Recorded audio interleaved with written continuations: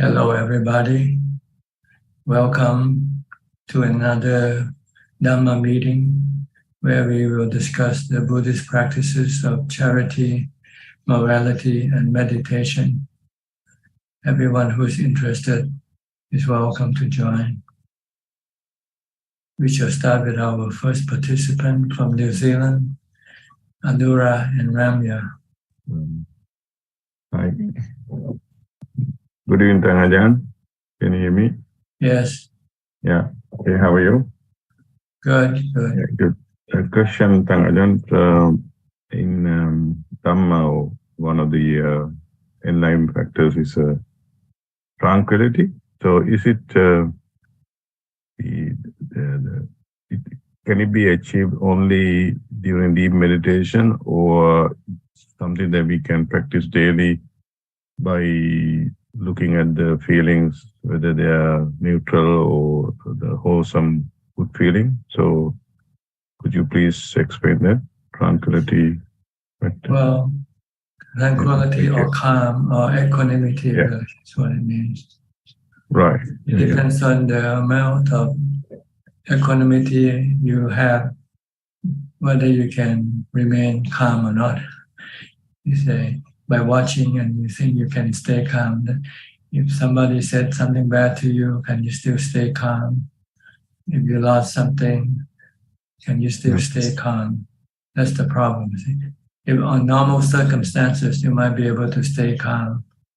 But when it comes to things that you attach to and is somehow got taken away from you, see if you still can remain calm and not reacting or not. If you have no deep meditation, I guarantee you that you won't be able to stay calm.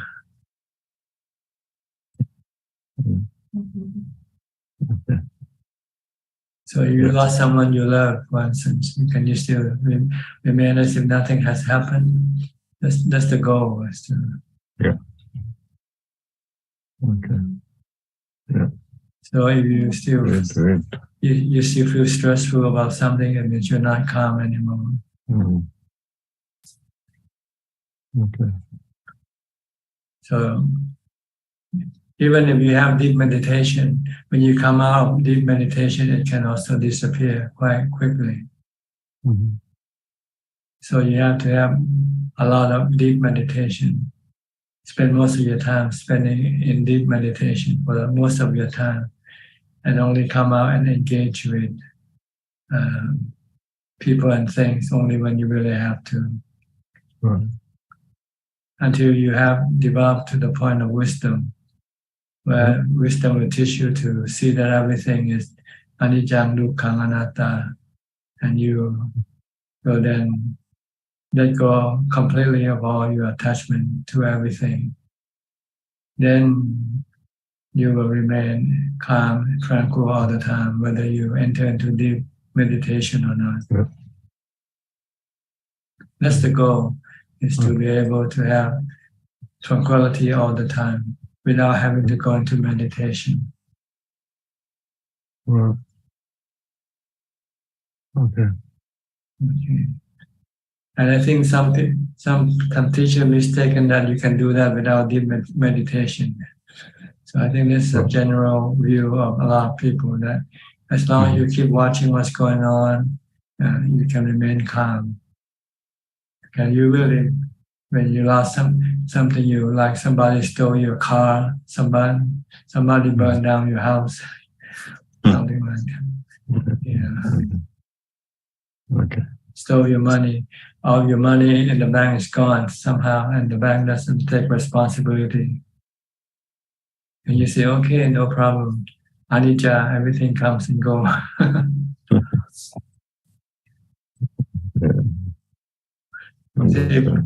People don't think of the circumstances when it really hurt them. They think, on a normal daily basis, everything is quite okay, right? Right. So you thought, by maintaining calm with this normal thing is okay. Yes, but you're gonna have to take that when you take something more more difficult, something more hurt, more harmful to you, that if you should get sick or if you should be incapacitated or something like that. So can you still remain as if nothing has happened? That's the goal. Because if you understand the truth is you're not anything. The body is not you, and everything that you own doesn't really belong to you. Sooner or later, you have to lose it all. You are the mind. You are the one who thinks, who knows, and you come empty-handed. And when you leave this earth, this world, you leave it empty-handed. So why should you be stressful with anything, right?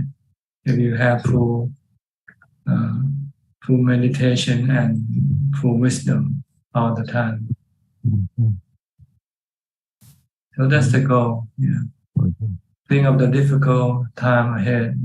See if you can still remain strong and not being affected. Right now, everything is okay. You got everything you want. You have everything. So there's nothing to cause you any stress. But sooner or later, one day, should you lose something or have to face something that you don't want to, then see if you can still remain tranquil.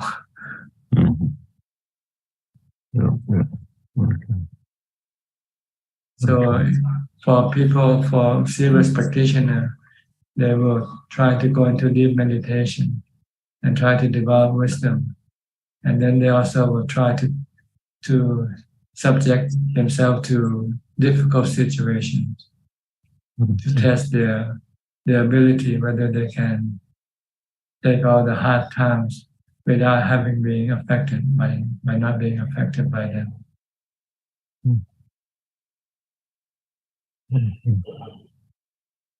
Okay. Okay. Yeah. Thank you, Thanaja. Thank you, Thanaja. The easiest test is to try fast for a few days. See if you're still not, whether you're affected by fasting or not having any food for a few days. Yeah. That's hard. Okay. Yeah. Okay.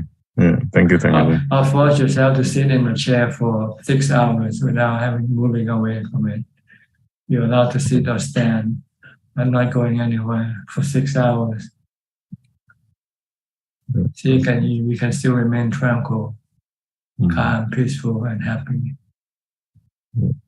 If you can, it means you have achieved something. You have a certain amount of tranquility. Especially around when you get sick as well. Yes. Yeah. Okay. Ramya, you want to say something? Yes, Ajaan. So we have to contemplate that person is only a process, and always thinking and doing makes us feel we as a person. So it's something we have to contemplate more during the day, isn't it? Well, the contemplation is actually also thinking again. Yeah, it is thinking, but it's right thinking, right? Samma Sankappo, which means you have to think in terms of the three characteristics of existence. Everything that you come across, everything that you have, all are subjected to the law of the three characteristics. So that when things happen, you should not be affected if you're prepared, if you keep teaching your mind to ready to take it, to take the blow when it comes. So that's what the purpose of contemplation is to prepare your mind for the things that will happen. If you don't think about it, you forget, and you think everything's gonna be nice and cozy all the time. But you can tell if you contemplate, you say, this is anicca, the conditions around you right now. It's anicca. Who knows what's going to happen tomorrow? Maybe another earthquake or another cyclone hitting you or something, you know. These are things that's what we're supposed to contemplate on. Anicca, impermanent, change, severity, dukkha, dukkha, hardship, difficulties, hard times. To see if we can prepare ourselves before we meet them. And it's anatta as well. That's anatta is not under your control. Everything is under the law of nature. Anatta, no self. No self. Yeah. So it's only a process. Yeah, process, natural process, or work of nature. Our body is work of nature. You cannot control it completely. Yeah. You cannot stop it from getting old, getting sick, or die. But you're not the body. That's a good point. So you can at least have the strength to be able to let go of your body, to accept the changes that will happen to your body. And the same for the others as well. Yes. If we don't think about it, we forget, and we think the body is going to be like this every day in and day out. That's because it used to be like this for many years, and so we forget. So we have to keep reminding ourselves. Contemplation is reminding ourselves of the three characteristics of all existence, of all things, animate and inanimate. So we don't cling to them or expect them to remain the same all the time. So that is dependent origination also. It's only a process. You can force on the condition around you from time to time, like leave your home and go into a retreat, for instance. Then you're changing the conditions of your existence. From the comfort of your home to the less comfort of a retreat, for instance.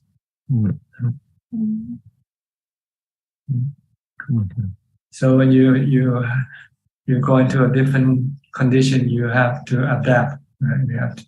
You have to change your attitude. You don't have what you used to have anymore. So you have to learn to live with what the new thing that you get, that you come across.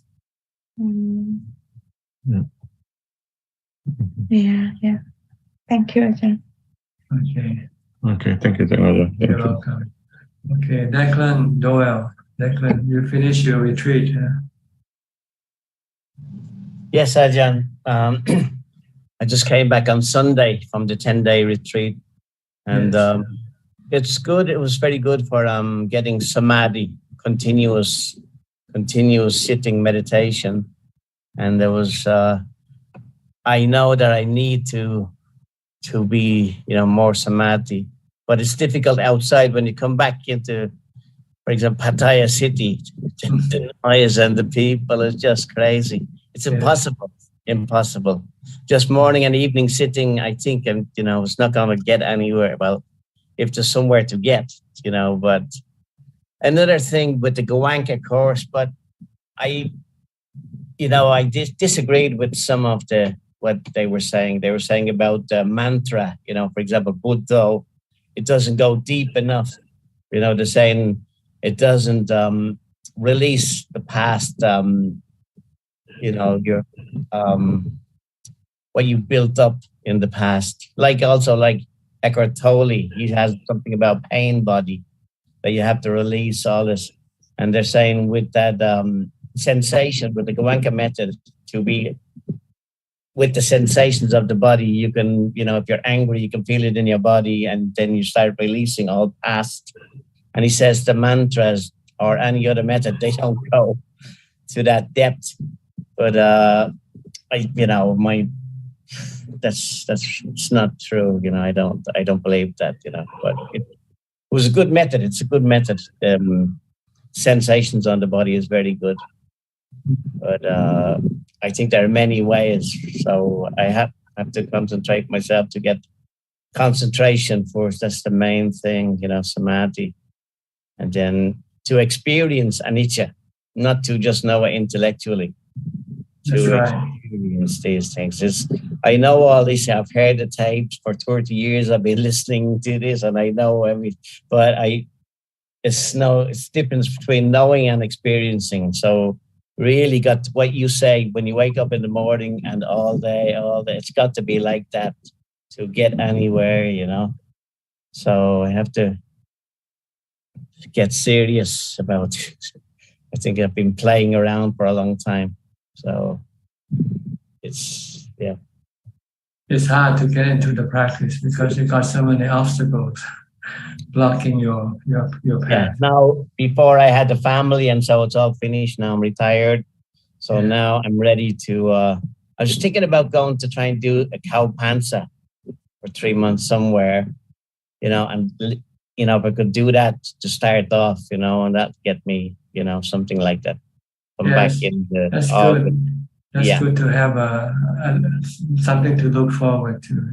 Yeah, and then if I could do that continuously or whatever, move more and more to that, So, but I know I need to do some serious sitting, because out in the world it's a mess, It's not. Well, the world has always been like this.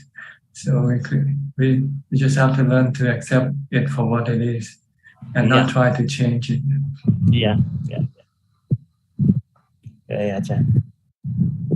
So no question for tonight, except for what. No, it was just about that. About reaching the depths, with the Buddha, with the mantra. But I have very close friends who use Buddha for years and years. They assure me they get some, very, they can reach samadhi, serious samadhi. So I have to just do that. Pick a method and it's not messing around between different methods, and stay with that. So yes, I think the first one is mindfulness. Try to stay mindful all day long. I'm pretty good. I'm okay with that, sort of not here, but back home, I'm aware of my thoughts and I'm generally have sati, but samadhi, that's part of it, right? Samadhi is part of the path, so I don't have that, So I should work on that. Okay. Thank you, Ajaan. Nice talking to you. Thanks, okay, Ajaan. Next, Professor Ken from Switzerland. Good afternoon, Ajaan. Yes, it's evening here. Oh, yeah. It's 8 p.m. 2 p.m. here. Okay, I'm 6 hours ahead of you. Still sunny, yeah. Ajaan, I would like to ask a question. If you could comment on the different aspects of the citta. For example, is it considered that the nama khandhas are also part of the citta? Yes, it comes from the citta. It's in the citta. You can call it as the ability of the citta to connect to a body to receive sensual objects. This is called vijnana. The mind can send this vijnana to attach to a body like us, like our body. And once it's attached, it can receive the sensual objects coming through the 5 sensual organs: the eyes, ears, nose, tongue, and body. When you open your eyes, you see images. And then these images will then be received by the vijnana of the citta.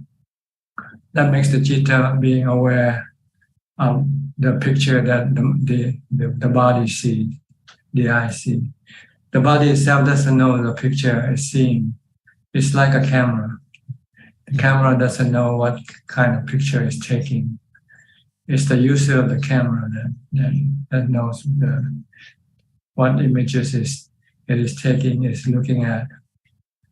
So this is the ability of the mind to be able to send the stream of consciousness called vijnana to attach to a body that has 5 sensual organs: eyes, ears, nose, tongue, and body. Once they receive these images or objects, then it has the ability to perceive, to find out what these images are, depending on the past memory, how much they have stored in the mind. Like if I used to see you before, when I see you again, I will remember, oh, it's Kenneth. But if I haven't seen you before, it's not stored in my mind, then I don't know who you are, but at least I know you are human, like me, for instance. It depends on how much information your mind has accumulated and stored in the mind. This is perception.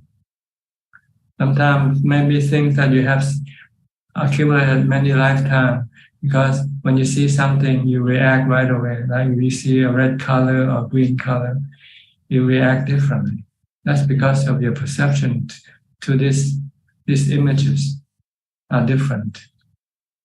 So this is what we call sanya. First, vijnana takes in the images or the sensual objects. Then it's being perceived or being processed by sanya to figure out what it is, what these things are. And once it knows, then it will then have feeling, good or bad feeling, as depending on what it takes the things that it perceived to be good or bad. If you perceive it to be good, you get good feeling. If you perceive it to be bad, you get bad feeling. If you see somebody you have bad experience before, then you get bad feeling. Right? If you see somebody you had good feeling, good feeling, good contact, good experience, then you have good feeling. So your feeling arises and ceases. Keep changing due to the perception, to what you perceive. Okay, and then once you have this feeling, good or bad, then sankhara, your thoughts or volition comes into play. What should I do with this feeling? If it's good feeling, you want to maintain it, right? So you want to. If you see somebody who makes you happy, you want that person to stay longer. Don't leave. Stay. Make me happy. But if you see somebody who makes you unhappy, you say, "Oh, go away." You don't want them. And this is sankhara. And this is where the problems start. When you want something and you cannot get it, then you get stress or dukkha in your mind. When sankhara say, "Oh, this is bad feeling. This thing is bad. I want to get rid of it." But somehow you cannot get rid of it. Then you have stress. Dukkha, this is not vedana, this is not bad feeling. This is stress created by the desire of the mind, the desire to get rid of these particular objects. So this is when the Buddha discovered the truth. Our stress are caused by our desire to deal with our feelings, the vedana. The Buddha said we have to understand the nature of vedana and the nature of things that cause it to be like all the sensual images. They all keep changing and they're not under our control. See? We cannot force them to have only good objects come toward us and produce good feeling only. We have good and bad. Yeah. So we keep running into good and bad feelings. And we don't know how to deal with this good feeling properly without creating stress. The way we deal with feeling is creating more stress for the mind. So the Buddha discovered the way to deal with sensual objects and the feeling that being created by them is just to leave them alone. By stay calm, be equanimity is what we call it. This is when the practice of meditation, wisdom comes into play. So that you don't cling or you don't have aversion or attachment or attraction toward your feeling.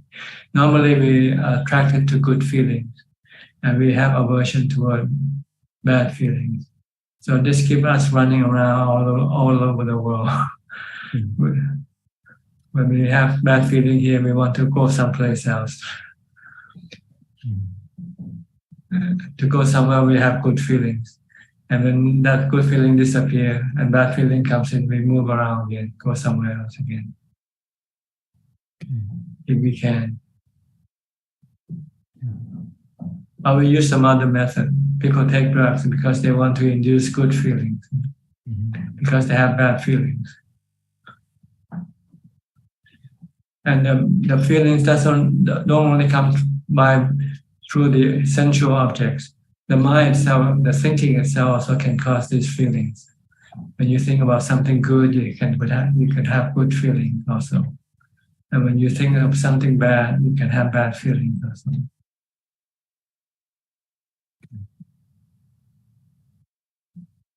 So the goal of the practice is to understand this thing, that they are something not under our control, anatta. And the best way to deal with them is just to leave them alone. Let them come and go. When you come across bad feeling, try to stay calm and like facing the storm. Sooner or later, the storm will pass. Then you don't have to do anything. But you keep running away, or you keep trying to get rid of this storm, you might get into difficulties, and you get stressed, trying to fight against nature. Don't go against nature. Try to flow with nature. That's the goal. You need to have equanimity and wisdom to be able to keep your mind not reacting to anything, just to be merely knowing. Okay. So that's the goal of meditation, Buddhist practice.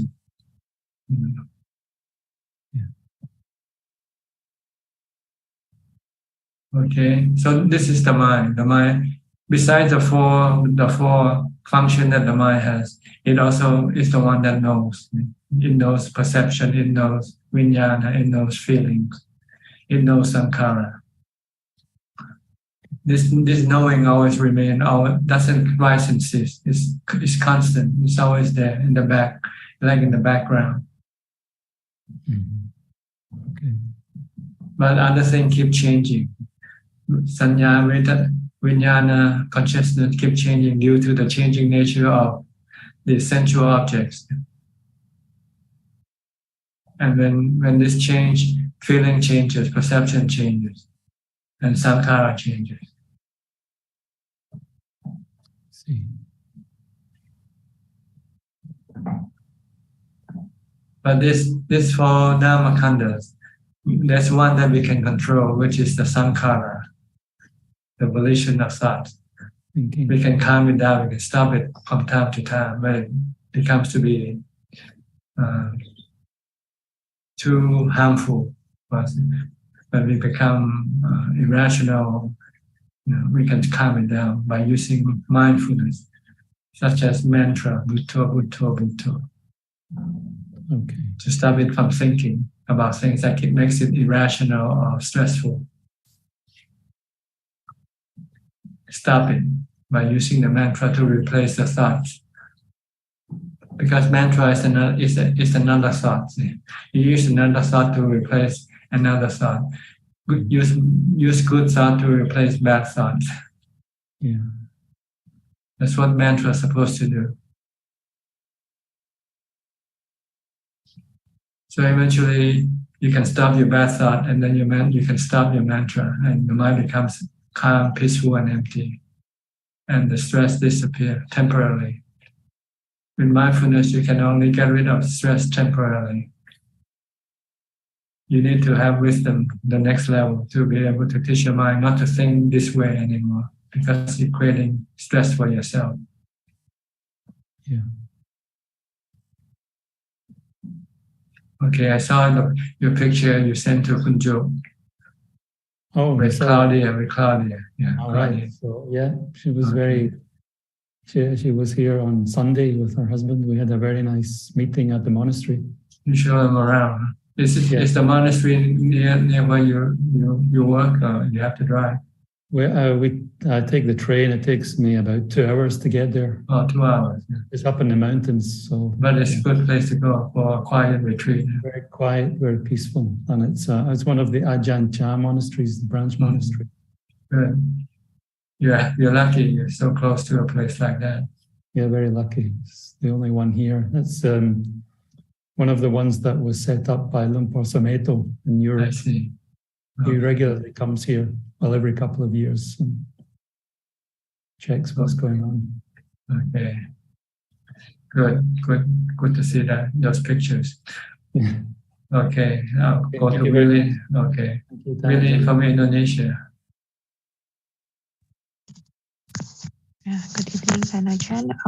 Today I would like to ask, lately during my sitting meditation, when the mind starts to be calm and get concentrated, it often appears an image of a skull or a skeleton.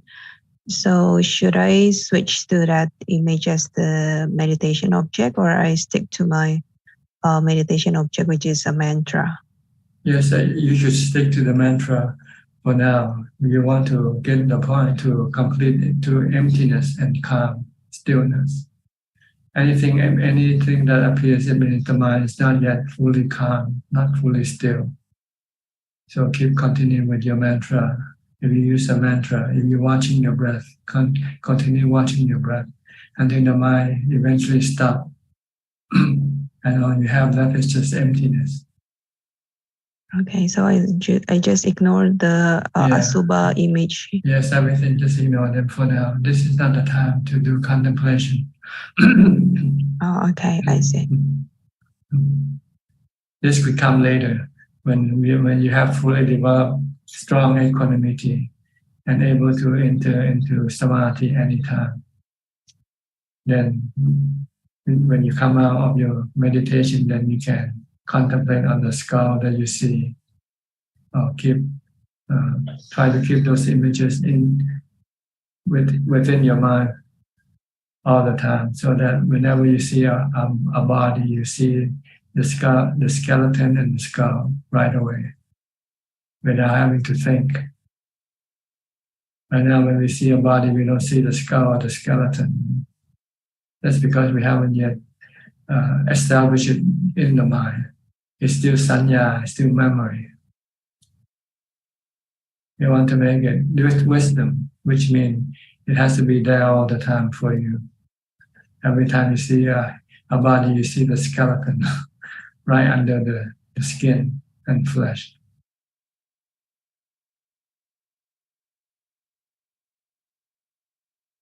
You can do this if you like, but don't do it during meditation. Do it when you come out.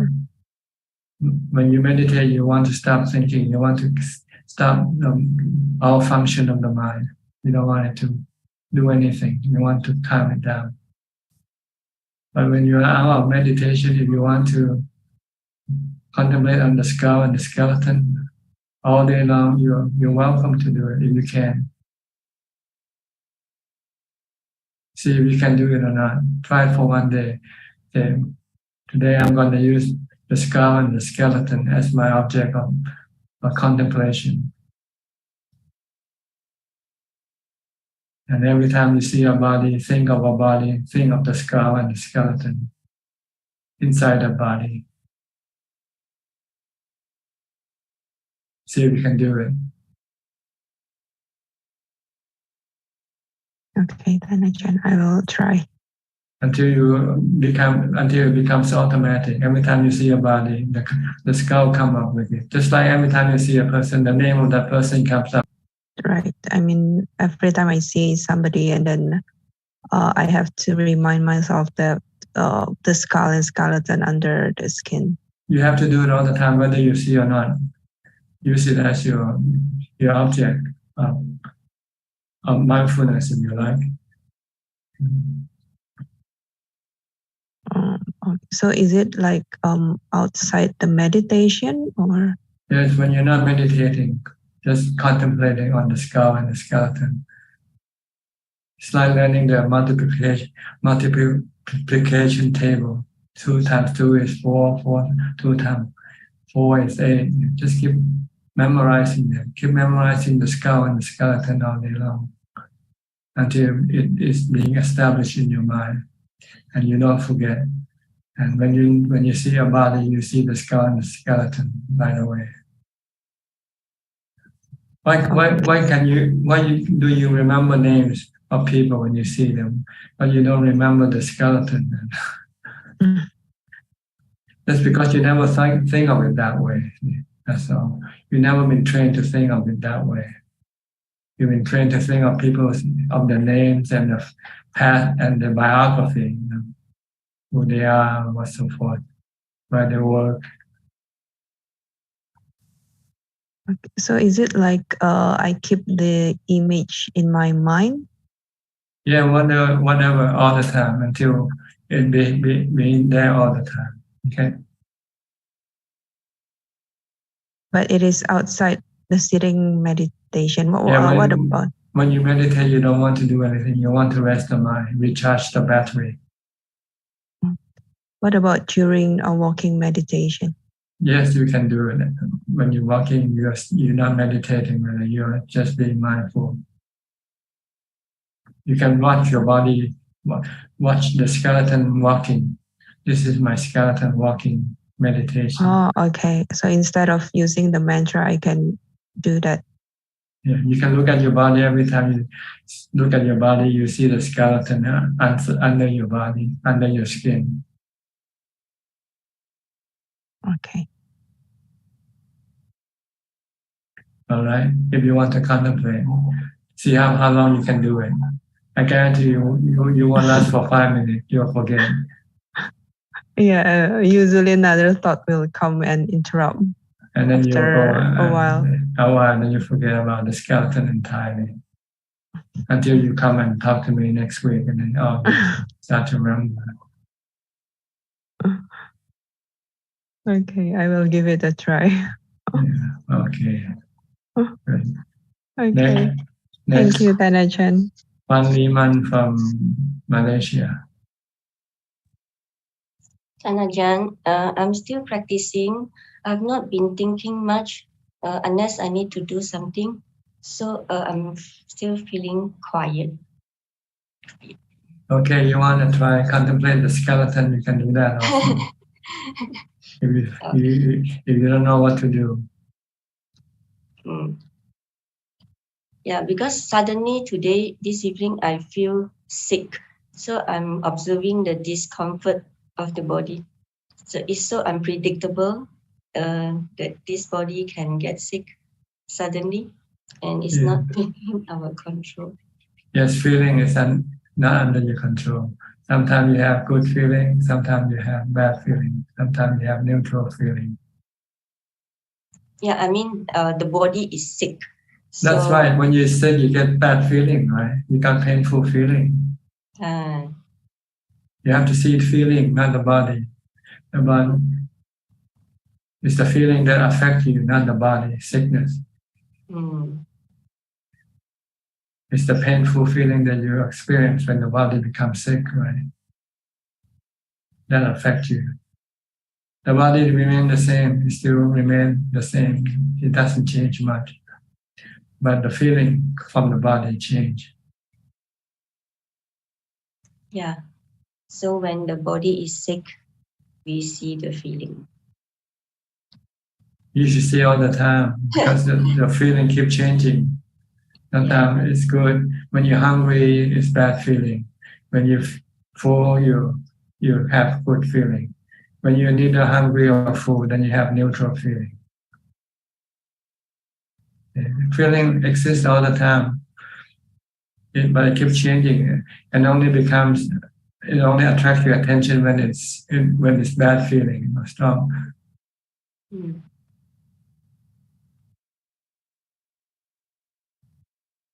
Yes. So good or bad, also we don't take it. We just leave it as it is. Yes, just merely know it for what it is. It will come and go. This sickness will come and go. Eventually it will go away. Sooner or later. Alive or dead. Dead or alive. Just suddenly feel, oh, what happened to the body? Yeah. When the body dies, then the feeling will disappear forever. Yes. Yes, I'm also contemplating on death, like every day, like it's okay. Yeah. For the body to just go off. And you have to think of the consequence of death. What will happen? It means you'll lose everything that you love, everything that you cling to. Yes. Whether you can remain calm or not, that's the question. Yeah, because I've been thinking of disposing my property, and my tenant told me that they are moving out. So when I heard it, I feel very disturbed for 2 days, and then after that I contemplated the earthquake. So people in the earthquake, the property just collapsed, and that's it. No more property, but I'm still alive. And if I have to sell it cheaper, then just let it be. At least I dispose the property. Yeah, I hope I can dispose it soon. Okay. Yeah, because I want to practice. So I hope it is not going to be a burden anymore, so that I can set my mind to practice. Okay. Thank you, Ajaan. Okay, you're welcome. Heman, where are you from? If I could pronounce your name correctly. Hemant. My name is Hemant from India. India, yes. Can I help you? I wanted to understand about Shrotapan. Sotapana, the first level of enlightenment. Yes. And what is the science that a Shrotapan cannot go into lower realms of life? Means it cannot, he or she, once a Shrotapan, cannot go in a lower life form. It will not go to the 4 stages of undesirable realm of existence, the realm of the animals and the ghosts and hell, for instance. This it will never go down to, but it will return as human for the maximum of not more than 7 lives, because it hasn't yet completely finished its job. So if a Sotapanna should die before he reached other higher level of enlightenment, he will then be reborn as human again to continue on with his work, his practice. But the maximum will be 7 lifetimes. Not more than 7 lifetimes, he'll be able to become fully enlightened. What is the science behind it? Why does a Shrotapan not go to a lower life form? Because the Sotapanna knows the thing that caused it to go to the lower life form. Sorry, I did not understand. Sorry. A Sotapanna knows the cause of what is causing the mind to go to a lower life form. And that's the thinking about doing bad karma. It will stop thinking about doing bad karma completely. It will not kill, it will not steal, it will not commit adultery, it will not drink alcohol and all these things.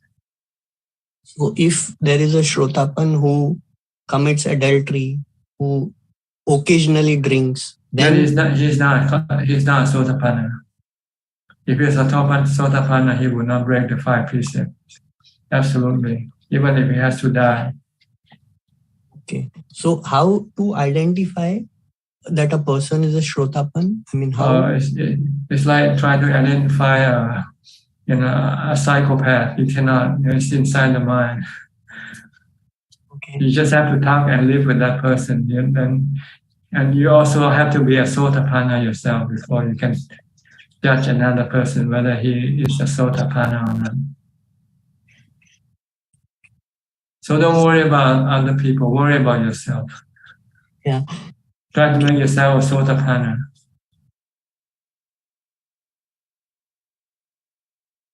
Okay. Is that all? Yeah, that's all. Okay, good. One more small thing, can I? Sure. I have some differences with my parents. They have taken good care of me, but I have some differences. So,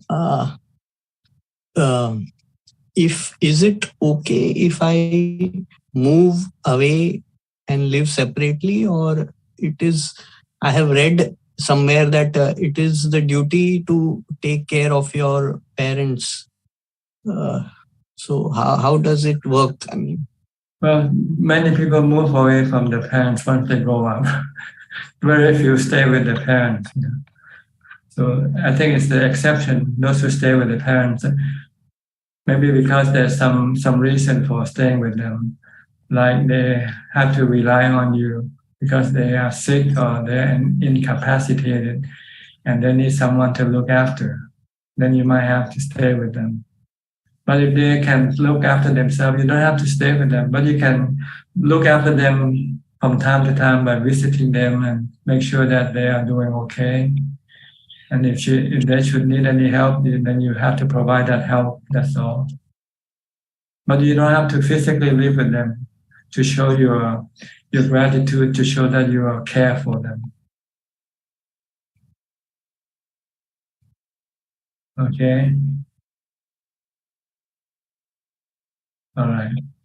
I'll go to NG. NG. How do you pronounce NG in your?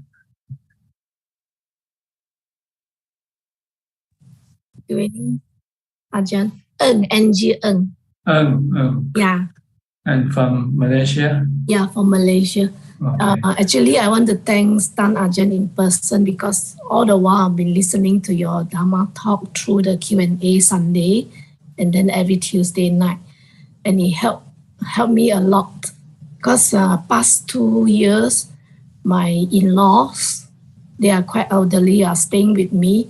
And my mother-in-law she had dementia and she can't remember who you are. Then always treat me as somebody.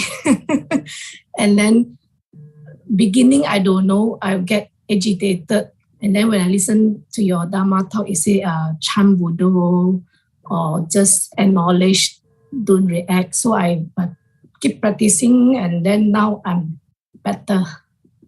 I can deal with the situation.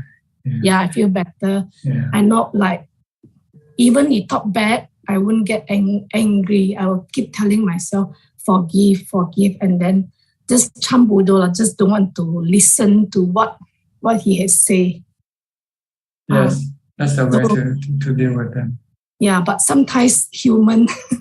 Sometimes you forget. Yeah, the feelings. And you react. You'll come back, but I keep telling myself, just be calm. So I keep trying myself to be a better myself.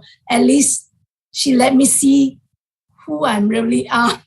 How far is my Dharma? Yeah, that's good. That's a good way to look at it. In a way, positive Just like a way. Mirror. Just like a mirror. Positive way. We just thank her, like how we see what Buddha taught us is true. See, we see like what is anatta, what is anicca, what is dukkha. At least now I know. Yes, that's good. That's but good. I still trying because I'm human. Yeah. I sometimes react to. Yeah, try not to react if it's possible. Yeah, so I'm hopefully I can be better myself. You will, I think, if you keep on trying. Because the problem is I can't people meditate for 1 hour. I cannot. Mm-hmm. So this is of practicing mindfulness. But you can do some chanting. You can chant. You can use chanting when you meditate. Yeah, so whatever I do, I like. But Ajahn always say, be focused, be mindful what I'm doing. So I'm always try to tell myself, be mindful, be mindful. And sometimes try to control my anger or Buddha before she come near me. Yeah. But sometimes I will forget. Suddenly she just appears. Then you get irritated.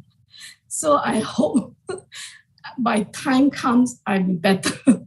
Yes, I think you will. Yeah, so I'd like to say thank you. Okay, you're welcome. No questions. Okay, all right. But Good I to hear always from you. listen to your live Facebook. I hardly Zoom meeting. Yeah, it's good to hear something like this. It kind of makes you that you know that whatever I do is being, you know. Yeah, thanks. Being useful to somebody somewhere. Yeah, I hope it helpful in terms of I facing this problem. Yes. And then my life is not easy. All there was so many chapters I have to go through. But it's always the same way to deal with them. It's not to react. Just let them come and go. It's very true. Not to react. It's really will calm you down. Just listen, merely listen. Yeah. Listen and knowing what's going on. Yeah. And everything will come to pass. She is her mind is unsound. She don't know what she's talking, so we cannot control her. We have to change our character. That's right. We have to understand her that she has already. She's not an adult anymore. She has returned to become a baby. Yes, true. It's true. Because beginning when she stayed with me, I don't know she got this problem. So there's some conflict over there. Then after that, I encounter her problem. Then slowly I calm down myself. I don't get affected by her. Because beginning of the year with her, I cannot sleep. Night cannot sleep. I just thinking of the problem. Why is she like that? She like that, this, like that. Then after that, okay. Now you understand. They know the problem. She's anicca. She's anicca. Change. Yes, true. Changing every day different. A day can change many times. So we have to try to adjust ourselves. Right. Adapt to the changes. Adapt to the change, correct. Okay, good. Keep doing like this, you'll be okay. But I have to keep telling myself, because sometimes human can just divert to bad things. But you're not going to be human for long. You're going to be you're going to be a saint pretty soon. Thanks. Thanks. Thank you. Okay. Aparajita. And you're from Dubai, right? Yes, Ajahn. Okay. Well, I wanted to really thank you because you said something which changed my meditation, which is just be still, like don't move. Like I was meditating and being quite regular. However, when you said don't move, and I really followed that through, I found going deeper really beautiful. So thank you. Because every time you move, you restart the meditation from zero again. Yeah, so when you said that you're restarting, that suddenly struck. And I'm like, I'm going back. So yes, thank good. you. Thank you. Good. Yeah, okay. I hope your meditation go deeper. Yes, I do hope so too. Thank you. And remain there for a long time. Yes. So, of course, I'm a lay person. I have responsibilities, but my life is pretty good because I have time to meditate. So what would you suggest? Like, how long should I dedicate? As much as possible. As much as possible. Yeah, the more the better meditation. Okay, great. Yeah. Thank you. It gives you the best result, best happiness. True. Best return. Your investment, for the time you lost, you get the best return from your investment. Yes, that is true. It's more valuable than money. So if you have enough money already, then you should switch your goal toward more meditation. Yes.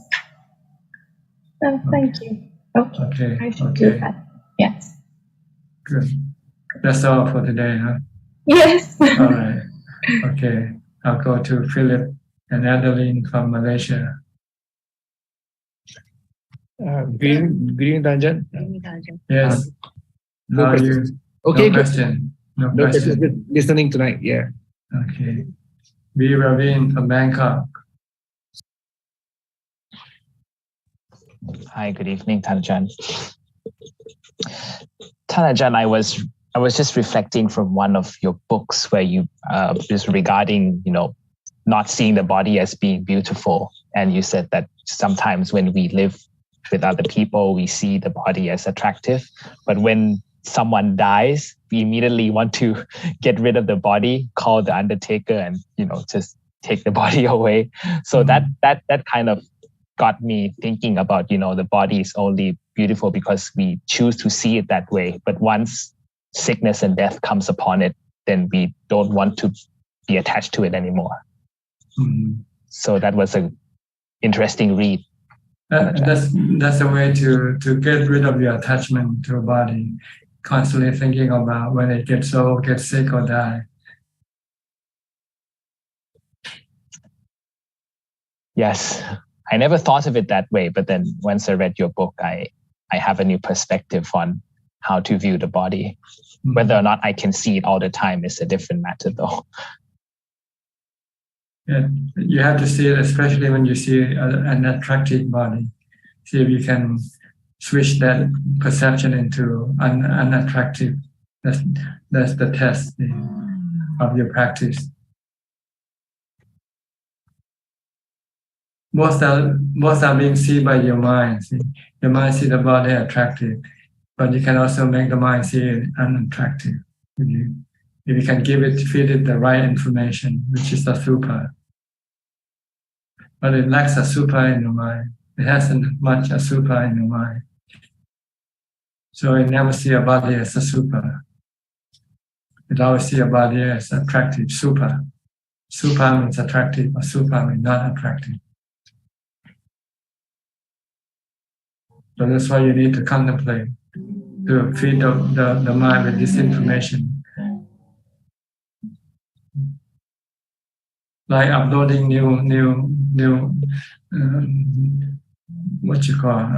information into the mind. Keep uploading a super into the mind. It's like a software update. Yeah, until it fills the whole hard disk with a super.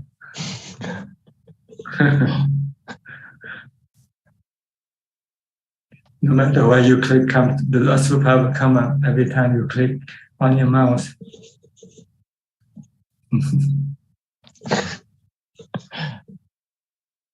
And so meditation will be the basis of that. Yes, because if the mind is not calm, the defilement will try to deflect you from doing this. It will try to distract you to go do something else, to think about something else. You need a calm mind. Because when the mind is calm, the defilement cannot work. And then it cannot distract your mind to go think about some other thing. Then you can keep thinking about the body in different aspects. The 32 parts, when it gets old, when it gets sick, when it dies, when it becomes a corpse. These are the aspects that you want to upload into the mind. These are the information you want to upload into. So you can use it to counter your perception of attractiveness. Every time you see a body being attractive, then you should suddenly flip it over to the other side. No, it's not attractive. There's some other pattern that doesn't look attractive, just such as the skeleton or the organs.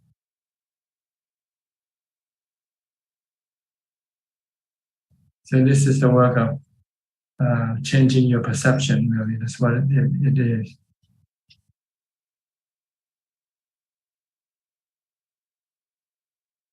But you need a calm mind. If your mind is not calm, you won't be able to contemplate on this. You won't be able to upload this information into your mind because your defilement will tell you to upload other information. Then you forget about Asupa.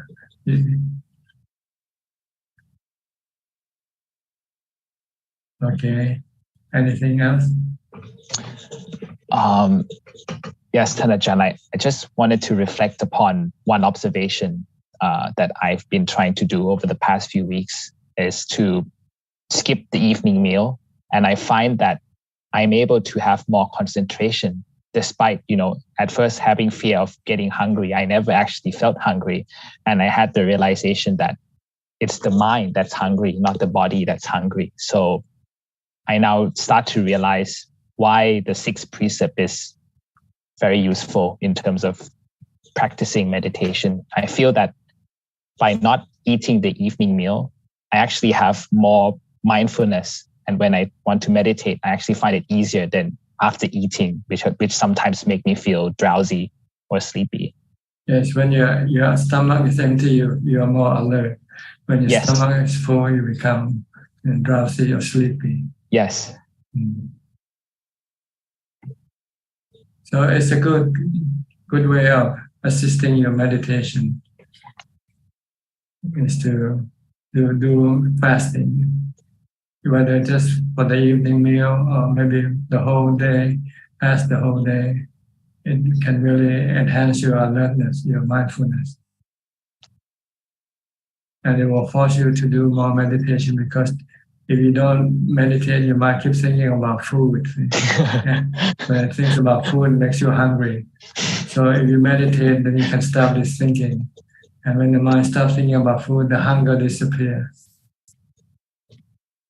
Yes, surprisingly so. I thought I would get hungry, but I realized it's all in the mind. That's right. As soon as you think about food, you become hungry right away. Even after you finish a meal and you start thinking about some other food, you can become hungry again. Yes. This is the experience that Luang Ta Mahabua had. He told us when he was a newly ordained monk. He said he just finished his meal and he was washing his bowl, and suddenly he became hungry again. He wanted to eat it. He said, no, this is the defilement working on me. So I'm going to take care of this defilement by not eating for 3 days. So he stopped eating, fasting for 3 days. So next time the defilement would not dare to come and cause him any hunger anymore. So you have to have a way to deal with your defilement. Sometimes you have to punish it. If you want to eat, I won't let you eat for 3 days. And it works. Then eventually you would have no problem about eating. You will eat only at the time that you set up to eat. Otherwise, at other time, you won't be thinking about food at all.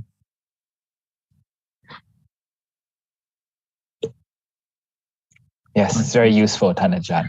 So I just wanted to share that. Yeah, if you can do this, it will help you and your practice moving forward further. You'll be able to meditate more. Okay. Yes. Thank you, Thanajan, for your advice. You're welcome. Diana from Wales. Greetings, Thanajan.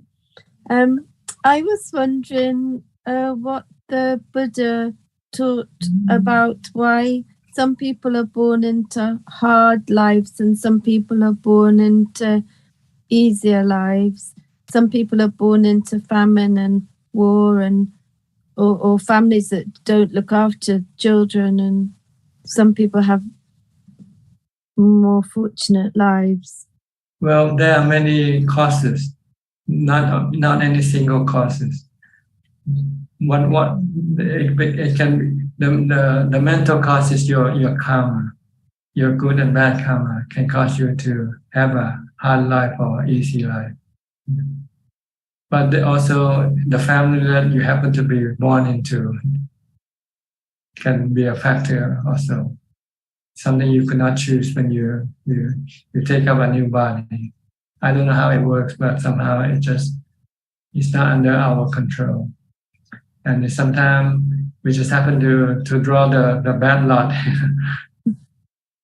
So we get a bad family or a good family. But if you have good karma, even if you were born in a bad family, somehow you can get out of it, because your good karma will put you to. Pardon me. Go ahead.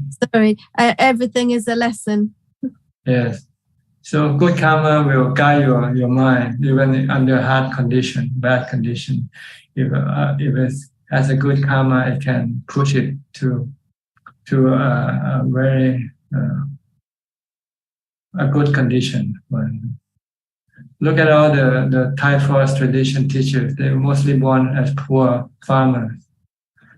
But maybe this is good for enlightenment, because when you have no wealth, then you don't have no attachment.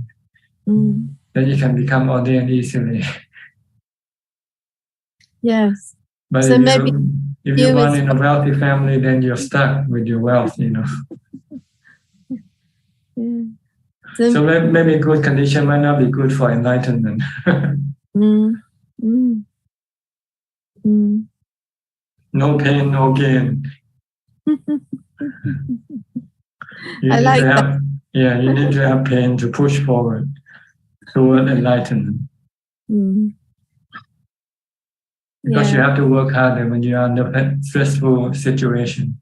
You have to be more mindful. You have to make your mind calm in order to deal with stressful situation.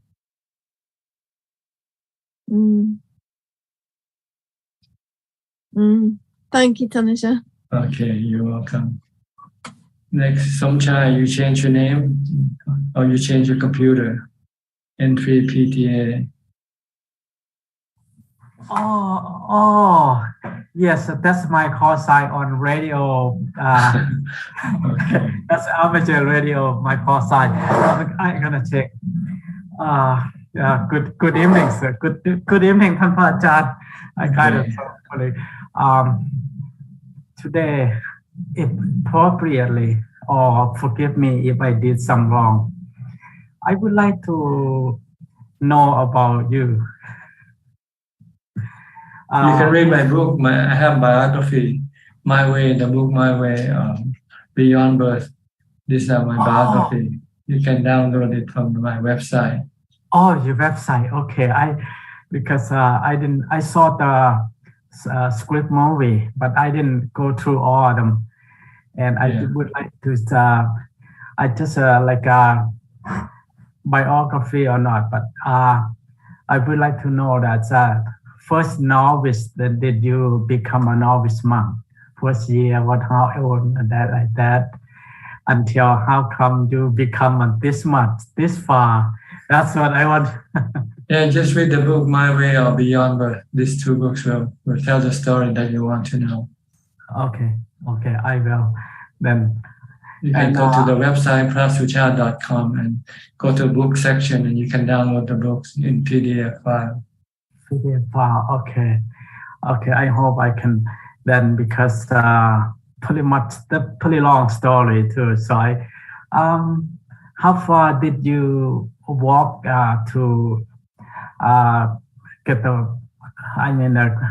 food every day for that? It's like a couple miles or something. No, it's about 1 mile actually. I think just 1 mile. It's 1 mile, really long. Yeah. So I watching because it's 6 o'clock, and when I get home, then I saw that. So pretty much. We start about 6:30 in the morning and finish about 45 minutes later, or 1 hour later, depending on the number of people. On weekdays, it took about 45 minutes, but on weekends or on holidays, it takes about 1 hour to finish the walk. Okay. All right. Well, speaking of skeleton, and also, I think one American guy says something about that. Like when you close your eye, you forget everything. You cannot remember what you have and what you don't have and what you're feeling. I said, this is the same thing with the Buddha said, with the monk said. I said, he's a pretty high educated. So No, you have to think. Besides closing your eyes, you have to stop thinking also. If you close your eye and you still keep thinking, then everything is still with you. Oh, okay. It's the thinking that makes everything with you. See, you have to stop thinking, not just closing your eye. You can close your eye and you can still think about the room that you're in, right, and the things you have in your room. Okay. Then You have to close your thoughts, not your eyes, to stop your thoughts. Your thought, okay. That's the purpose of meditation, to stop your thought. Then everything will disappear and you'll find yourself alone and nothing. You have nothing. Okay. He said, until you open your eye, then you can see. What if you never open it again? That's scaring me a lot about that. So then, but all right, I'm so happy. And last 2 weeks I can't get in. You have to come in early because we have to make sure that we have enough time. We want to keep it in, not too long, 2 hours. Okay, I got it, but I thought I gotta call boy or so that's I gotta yell and I'm gonna complain about it. But all right, thank you, and I will have some next question later. Right now, I seem to be concentrate about thought and then meditate, and I try to get. I think go with the step. I'm not go that far, so.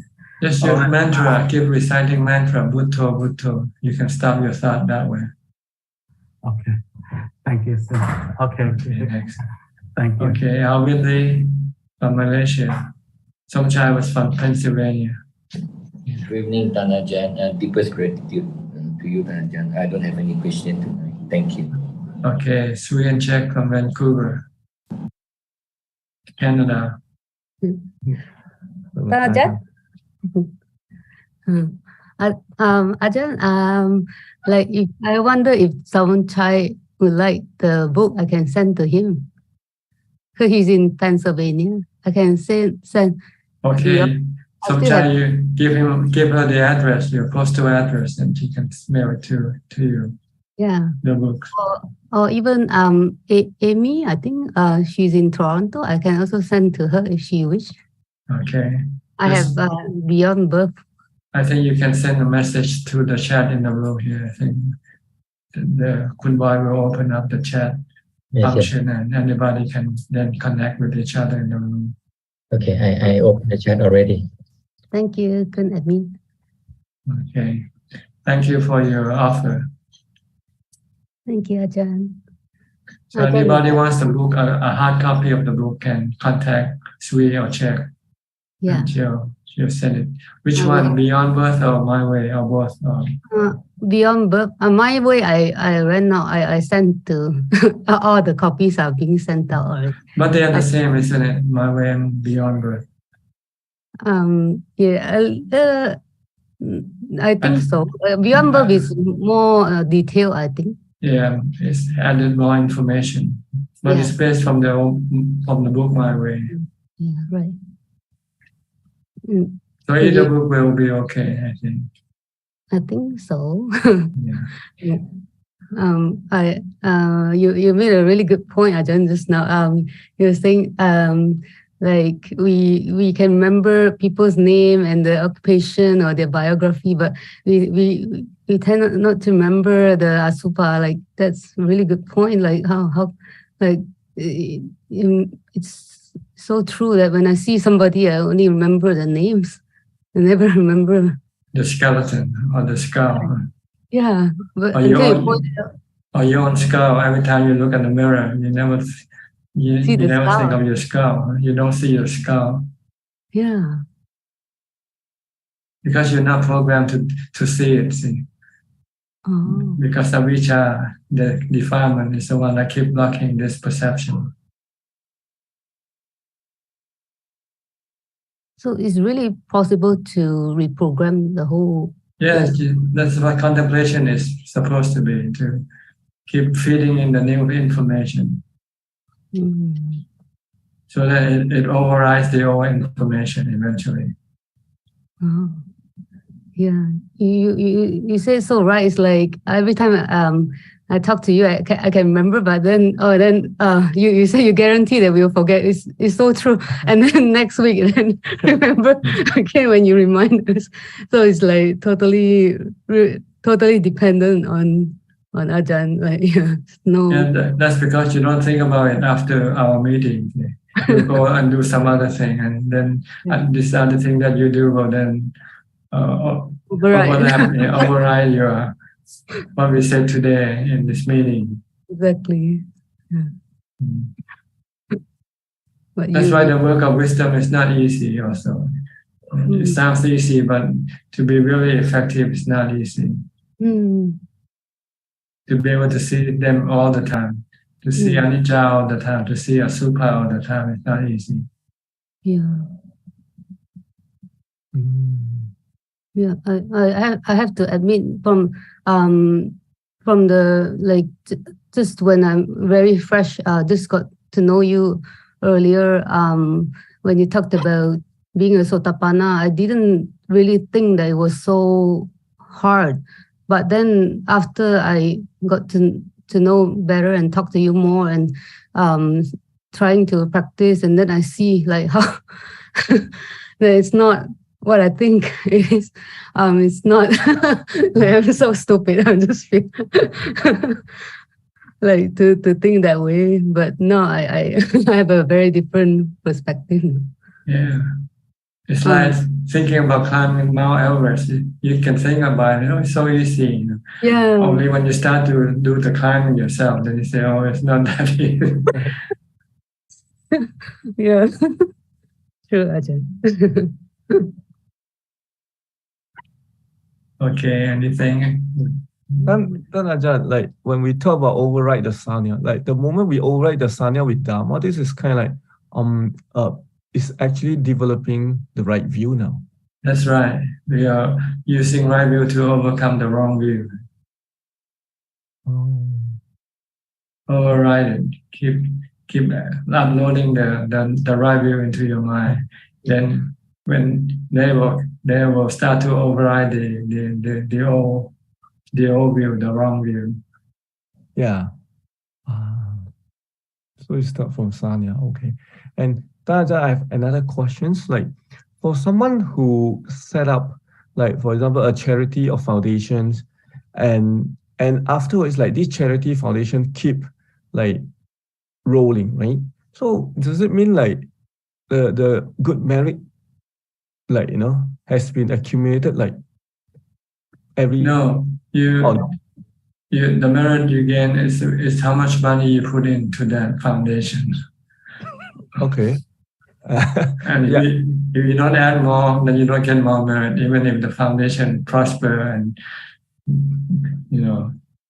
Yeah, and keep rolling. So no. But it has to come from your sacrifice. Your loss. You have to lose something in order to gain merit.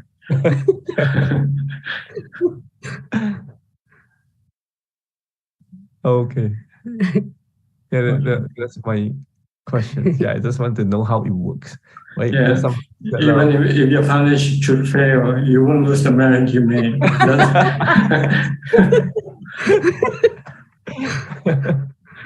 You have nothing to do with your merit. Has nothing to do with the foundation's well-being or not. Okay. Oh. It's like you donate to the temple, and one day the temple just fall apart. That's not under your. Has nothing to do with your merit anymore. Your merit is only when you give up some of your possession, give away your possession. Then you could feel the happiness that you get from giving away things, and that's merit. See? This will stay in with your mind.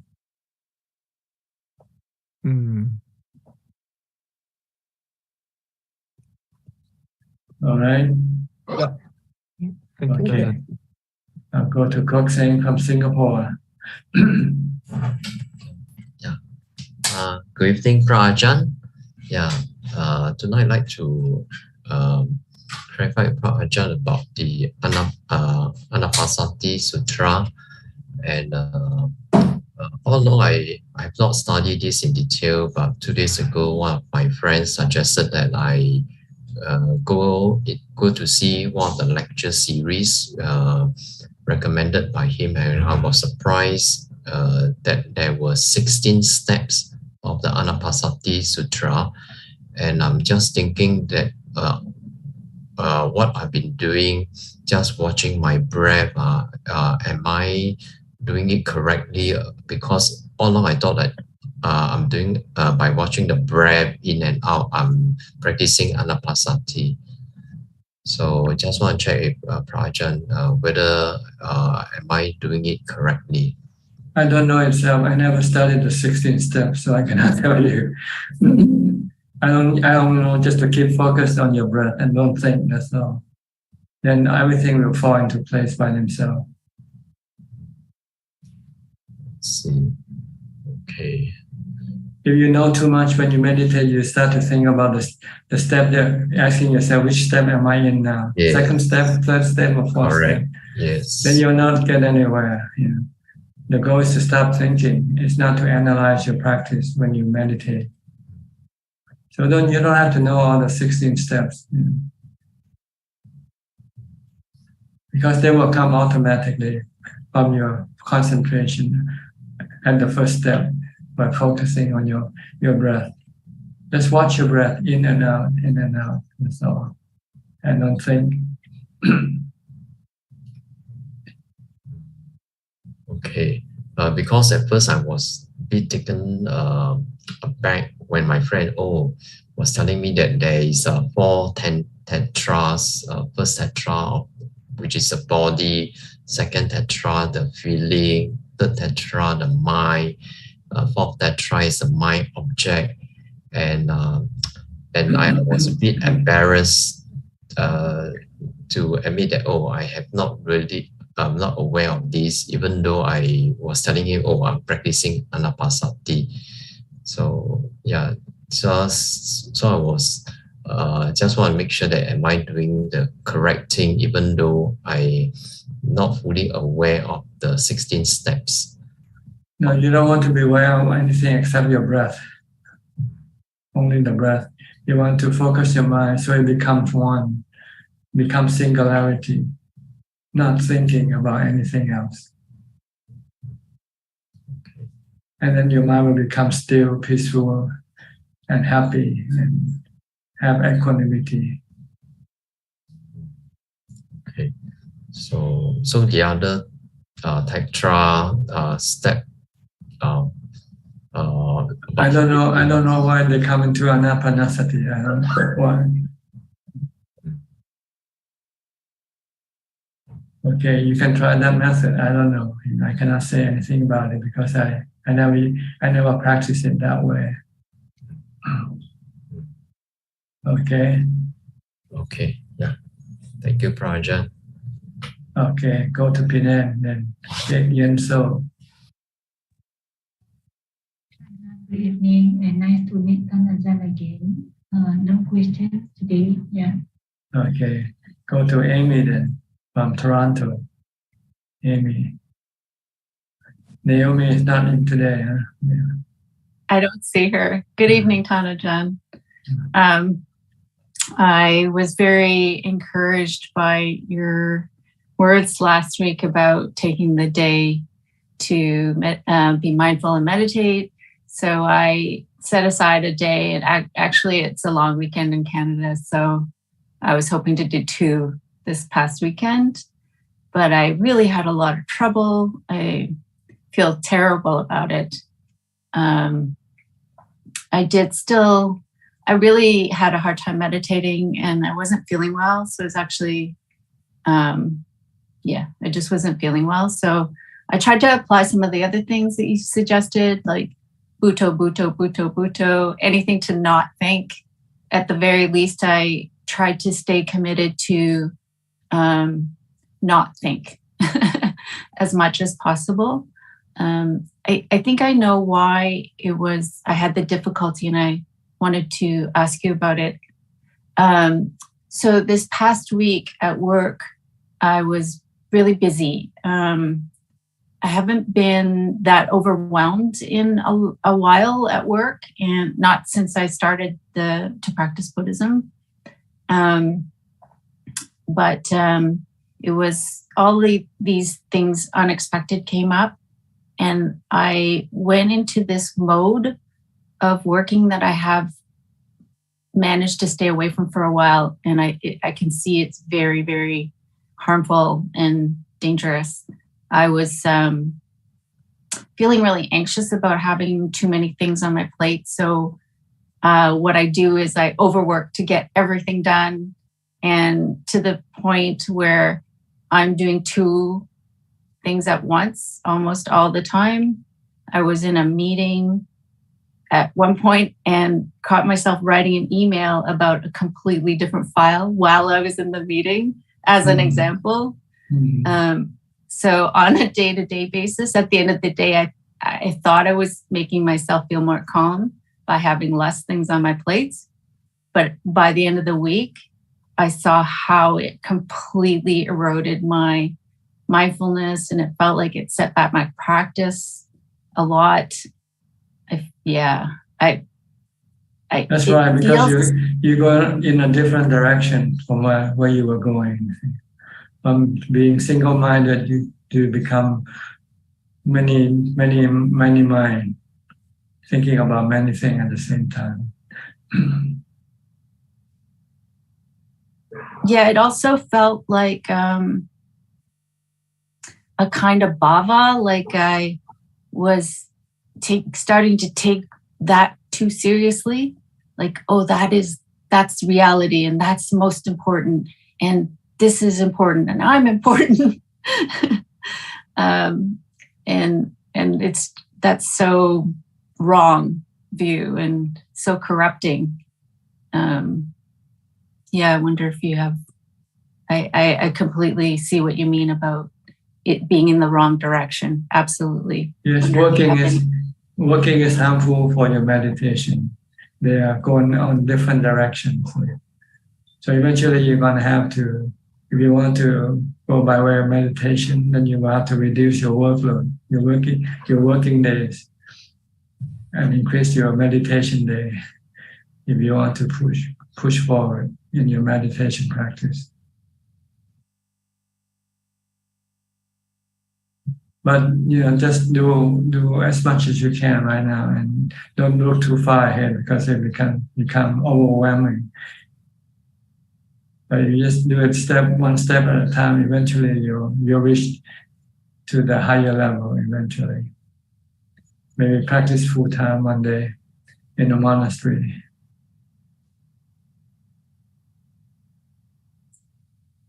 In the meantime, in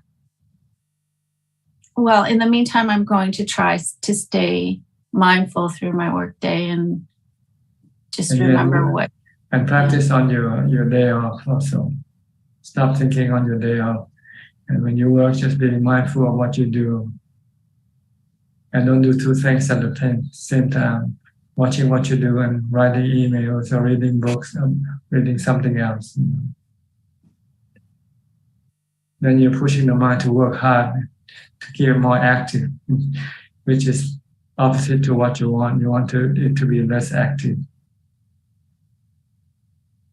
Yeah, I didn't realize what long-lasting effects being overactive in the brain can be. Yeah, it took me. Even your work, after you go home, your work follow you, right? In your mind. You still keep working even though you're not in the office anymore. And the brain gets addicted. Yeah, you don't get paid for it either.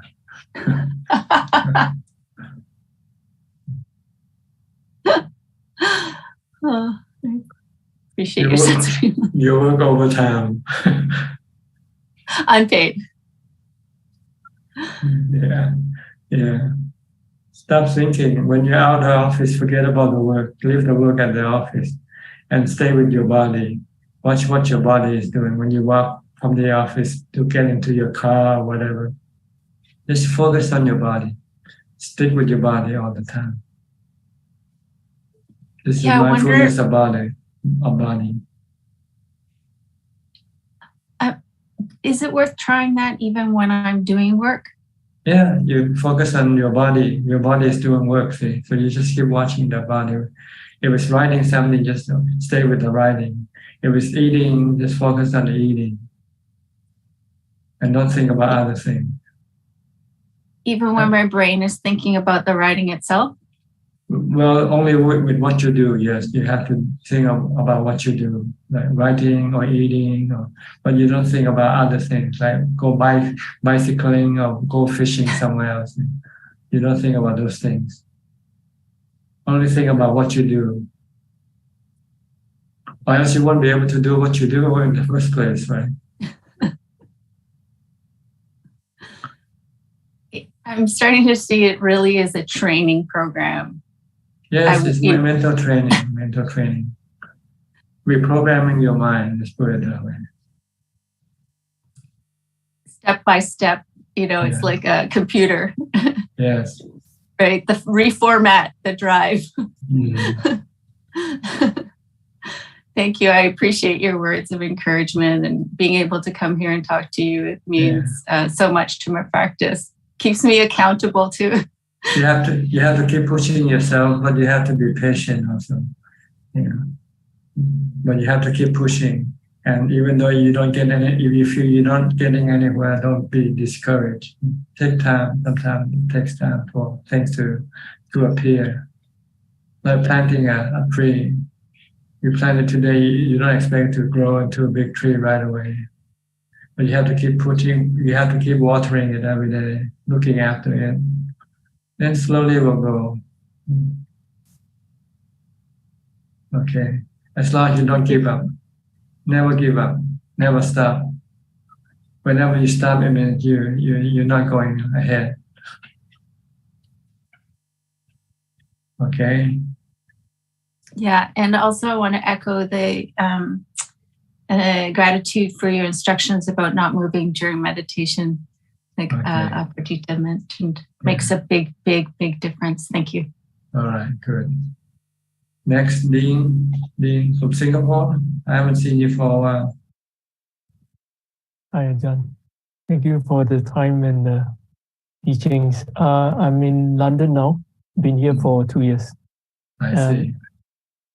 I've been listening to your talks and whatever I can, because you never know what you will say next. So it's amazing the Dharma that flows through you. Thank you, Ajaan.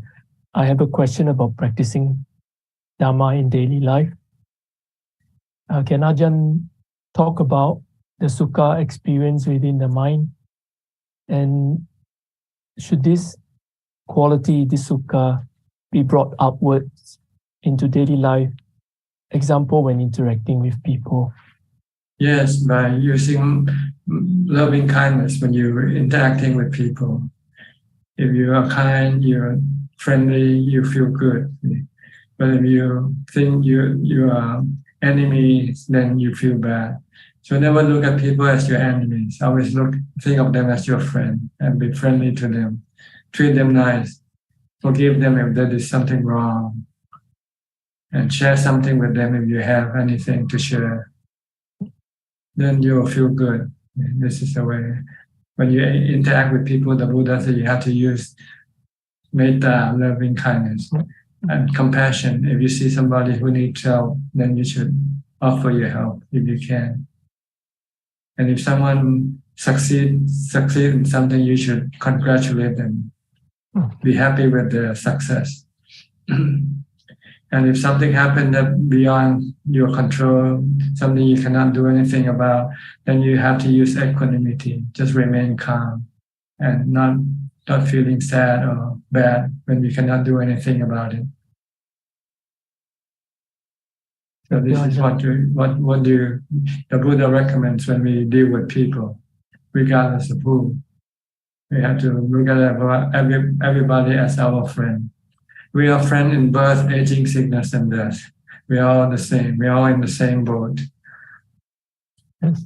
Even the people that I might come across that I feel difficulties. Yeah, people who wants to hurt you, people who want to take advantage of you. If you think of them that they're gonna get sick and die anyway. So you can forgive them for what they do. I just think of it as I'm paying back my debt. So yeah, you can think of that also. You owe them something, so they're collecting your debt now. Yeah. So Ajahn, your compassion for us is, I think, beyond my understanding. I better continue practicing because the more I practice, I realize that I don't know a lot of things. So thank you for offering. Okay, you're welcome. I'll go to Singapore again, to Gary from Singapore. Good evening, Ajahn. Yeah, I was last week. I was in the retreat, and I had a good retreat. The regular practice I find is very useful. So now the sitting has been easier. So just like to have a simple report. You should try to maintain the practice as if you're still in the retreat. Then you can maintain the success that you have achieved. If you don't maintain, eventually in a few days' time, it will be gone and you're back to where you started again before the retreat. Yes, because in the beginning, a couple of days, I struggled with pain.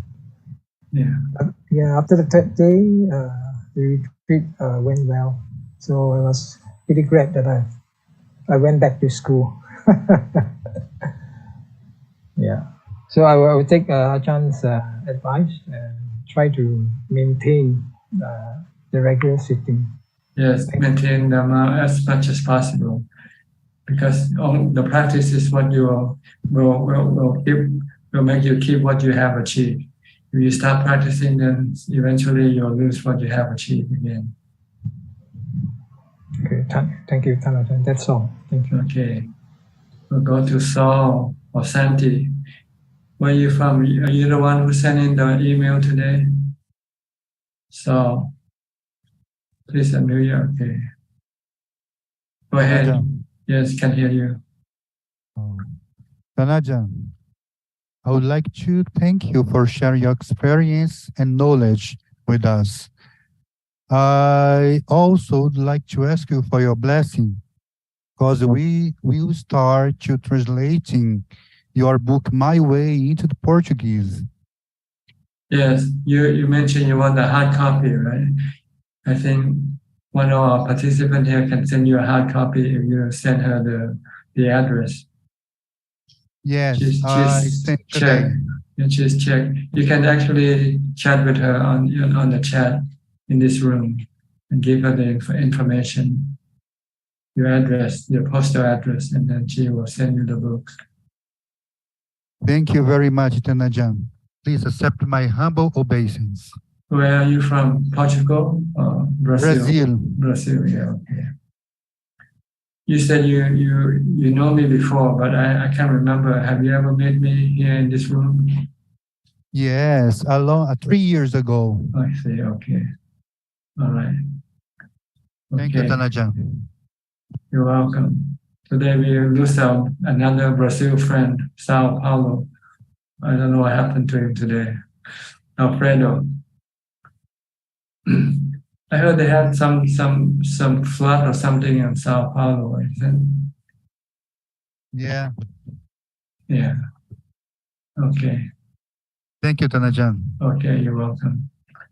Next, Belinda from Singapore. Hello, Ajahn, I'm back. Back from your retreat. And I continue an online retreat with Ajahn Anand. Okay, you feel better? I feel better. Like you said, not much. I suppressed some of the. It wasn't a deep meditation, but it's very good was good. Because Ajahn Suchart has very good disciple. He has trained many good disciples. So the retreat was very. It helps me to reset, at least back to some basic anapanasati. Did you do this online at your home, or you go to the monastery to do it? Oh, I was at the monastery I see. for 7 days. In Singapore. That's right. Which one? What's the name of this monastery? That's the largest monastery in Singapore. It's called Kong Meng San. It's a Mahayana tradition center, a monastery. So the setting a little different when it comes to meals and all. So they adjust some adjustment to that. Okay. And because it's different tradition, so there was some adjustment on my side to adapt to like the Mahayana setting. When it comes to meal, it's like we sit quite closely. It's not so much like individual. So there are interactions. Ajahn, I have a question about, I observed that my own mind, I'm an overthinker. I think a lot. Sometimes, so in a retreat setting, I don't talk.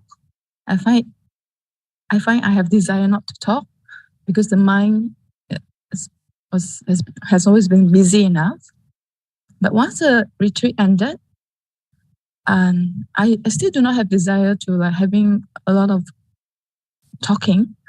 But once I start talking, I find myself can't stop. I like a bit extreme. So there's like this polarity that is pulling, like. So I don't know, Ajahn, is there any way where I could? Well, you can moderate your thinking by using the mantra or chanting. Just keep chanting or reciting a mantra. This will slow down or stop or diminish your thinking. Tanjun, just now, Amy, I think this retreat earlier, the participants say that we multitask. And during my retreat with Ajahn now, Ajahn Anand having a 7 days retreat too online. So I was in the online retreat earlier, and I realized that the mind is still overthinking. I try to use Itipiso to anchor, yet at the same time, I could also put attention into my body. So it's kind of like multitasking. Yes, you have to do one thing only. If you want to chant, just stick with the chanting. Don't go to other things. Or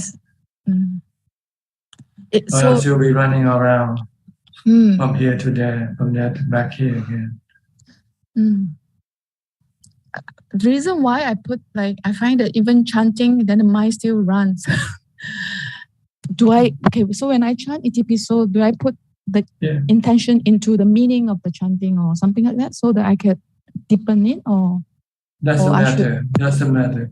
You have to accept that when you start, your mind will keep thinking. It doesn't stop right as soon as you start chanting. It's like applying the brake on your automobile. As soon as you step on the brake, it doesn't mean the car will stop right there and then. It takes time for it to slow down and eventually come to a halt, Same way with your mind. When you start chanting, it doesn't stop it from continuing thinking.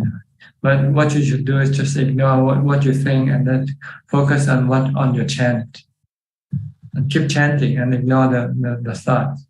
Don't pay attention to it. If you keep on chanting, eventually the thought will slowly disappear.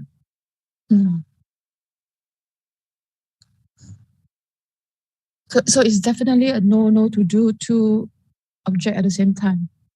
Well, you try to do one object, but the mind still can sneak and go do something else. But that's unavoidable because you don't have enough mindfulness to stop it yet. So you just have to let it be and try to focus on your chanting only. And the stronger your chanting becomes, then the less ability of the mind to sneak away.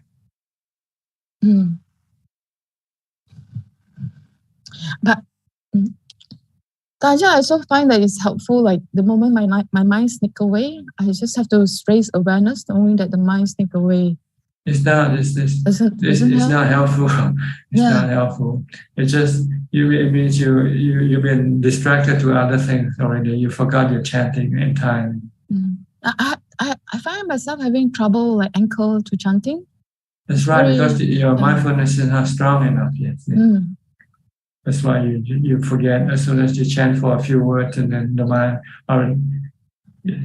go somewhere else, and you go along with it. And before, maybe half an hour later, you realize you haven't chanted at all. Yeah, it just runs, and then it goes everywhere. It just means you don't have enough mindfulness to force the mind to stay with your chanting. But that's the way it is. You just have to try to stick to your chanting as much as possible. So when it goes away, I just do not have to feel dejected. I just know. No, just accept that this is part of the game. When you start, you're on the losing side because you haven't yet enough strength to fight your opponent. But as you continue on with your practice, your mindfulness will become stronger and stronger. And eventually you find that you don't think anything at all. Another, like even if I anchor on chanting, the liner can change. Is it okay still, Ajahn? Like for example, I chant Buddha Buddha, then my liner can change to may I be well, like tenderly I said to Metta, like it is still a repetitive of a word, but it would change a different liner. I'm not sure if it's... Well, when you first started and your mind is still quite busy, then you can change it. But eventually, if you want it to become fully focused, then you should stick to one word, like Bhutto, Bhutto, Bhutto. I find it helpful when I do walking meditation. I use Bhutto, Bhutto. I tend to stick with Bhutto, Bhutto Okay, when I move. Okay, do that. But when I'm doing sitting, say if you were doing cooking or preparing something, can we do chanting also? Bhutto, Bhutto, Bhutto? Yes. If your mind keeps going away, you can use chanting to pull it back to the cooking, to what you do. Or if I put attention to the movement and all. Yeah, and your mind don't go away, then it's okay also. Okay, so can it vary from different days? Try it. This is experience you have to learn from yourself. Trial and error. Daniel, you after your good luck blessing. My campmate is I got a very good campmate. So there were very less noise. It was very noisy, the whole dormitory. Like a different group of people. So I have a good campmate who is quiet enough. So I was the whole retreat I kind of suppressed thing, afraid that not going too deep. Because of the setting it will not be suitable to get too deep or. Yeah, you need to be alone to really take it into deep meditation.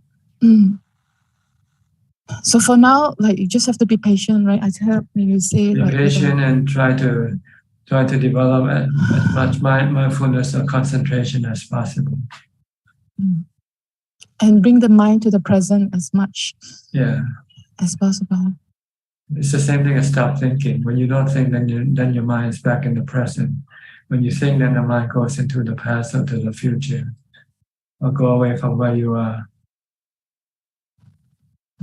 Okay, I have other people waiting, so I have to. Thank you, Ajahn. Thank you. All right, you're welcome. Next, Christine Koe from Penang. Good evening, Ajahn. How are you? Well, you see me for almost 2 hours now. You should know. Ajahn, I'm so blessed that I feel I can meet you in person. And actually, when I see you in a computer in front of the camera, it's totally different. What's the difference? It's the same person. It's only smaller. Only the image is smaller. That's all. No. The energy is totally different. I don't know how to explain. It's like it's a handphone totally charged, then connected. Impossible, because last trip I went to Wat Yan. I stayed there for about 7 days, if not mistaken. I had 8 precepts over there.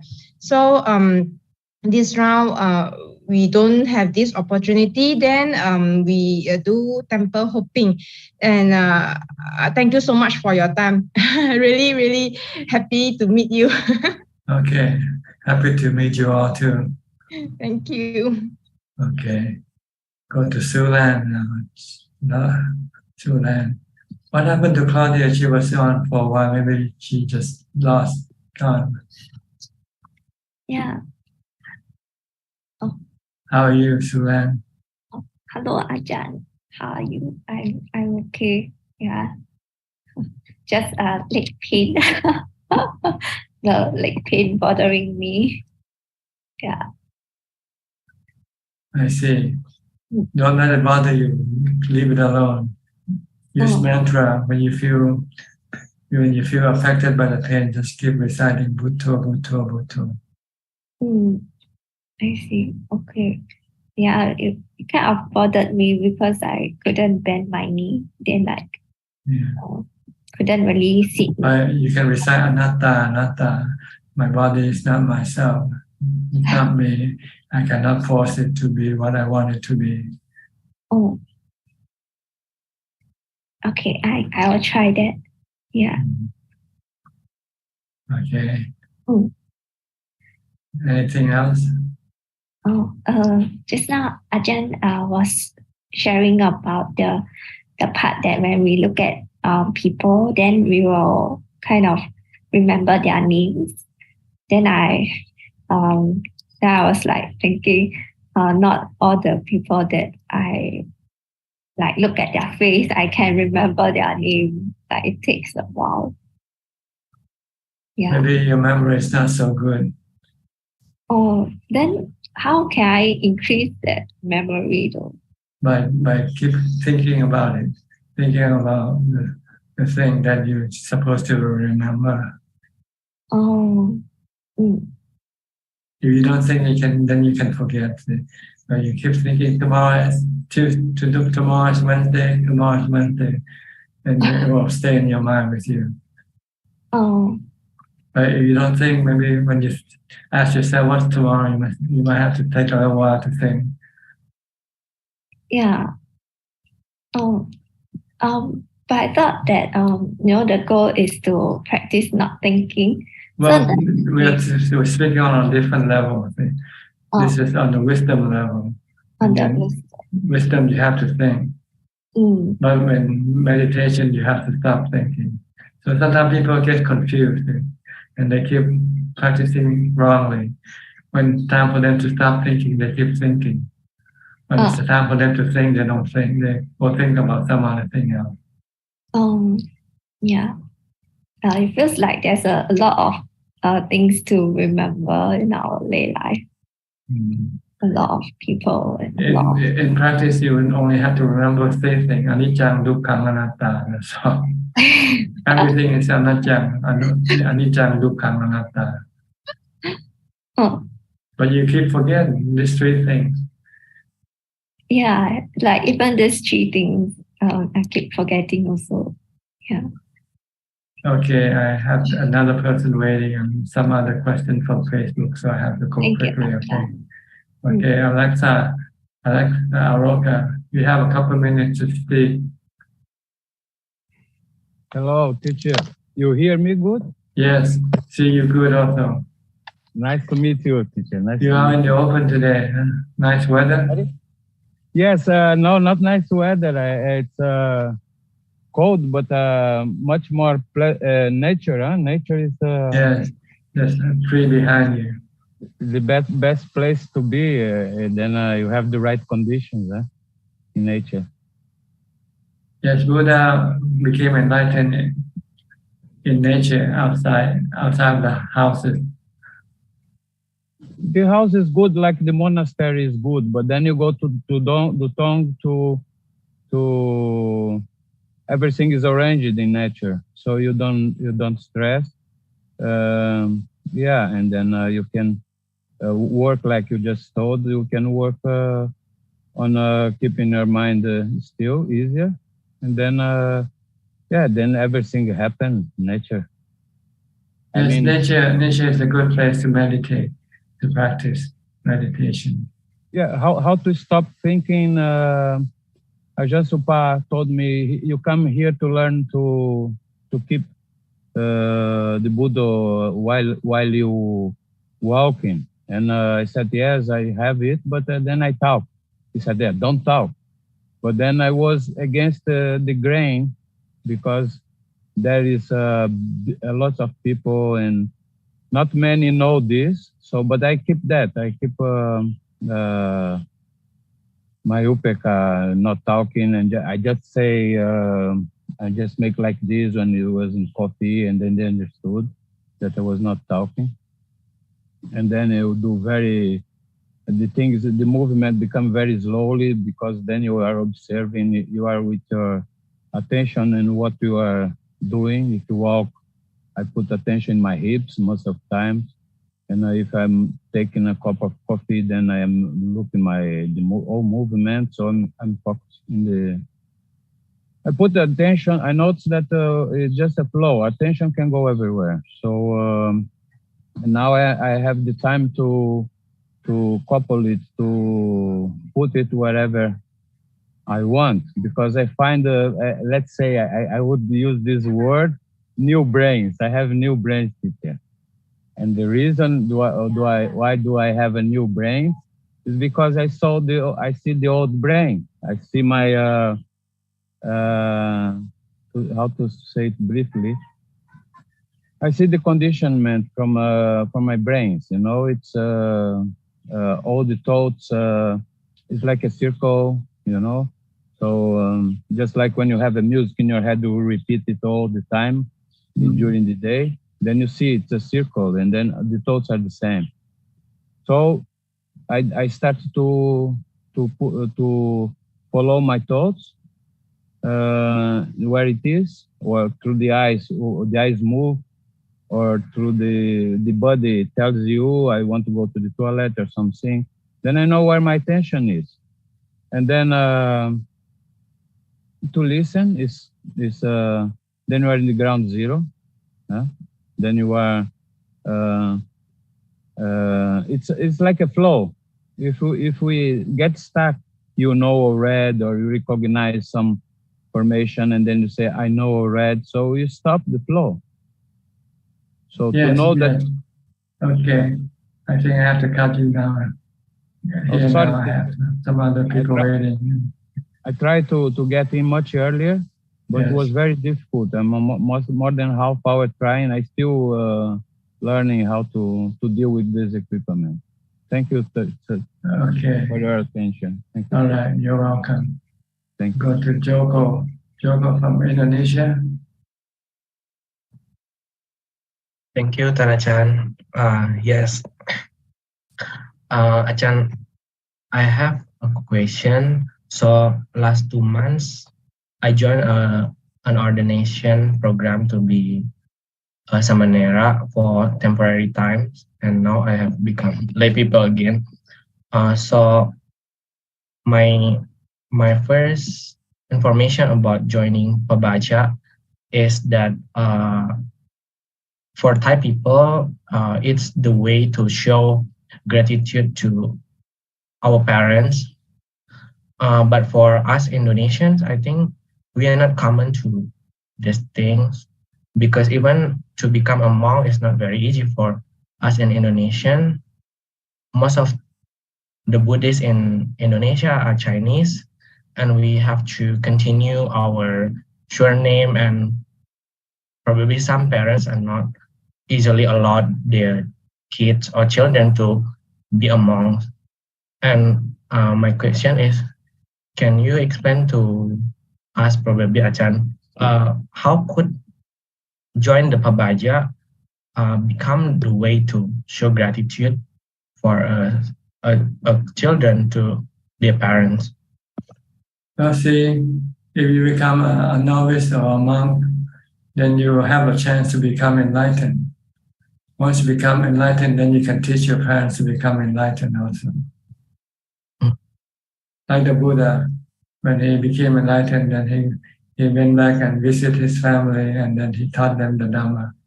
And a lot of them became enlightened also. He taught his mother who died, who passed away and exists in heaven. He went to see her in heaven and taught her the Dhamma until she became enlightened. He taught his father on his sick bed before he died 7 days. He also became enlightened.